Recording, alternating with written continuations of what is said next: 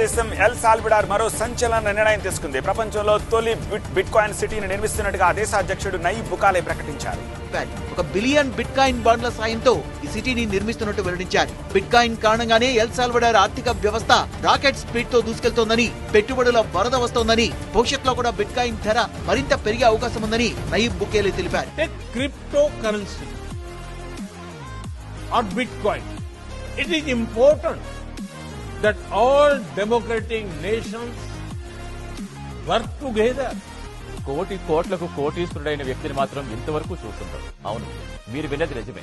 ఒక్క రాతిలో ట్రిలినియర్ అయ్యాడో వ్యక్తి. క్రిప్టో కరెన్సీలోని $20 పెట్టుబడి ఇతనికి రాత్రికి రాత్రి ట్రిలినియర్ గా మార్చేసింది. ఇదంతా ఎందుకు నమ్మాలి? మీరేంటి సార్ లాజిక్ ఎవరు నమ్మరు? ట్విట్టర్ లోగో మారింది. తొలి నుంచి ఉన్న బ్లూ బర్డ్ ను తీసేశారు. దాని స్థానంలో క్రిప్టో కరెన్సీ అయిన డోజీ కాయిన్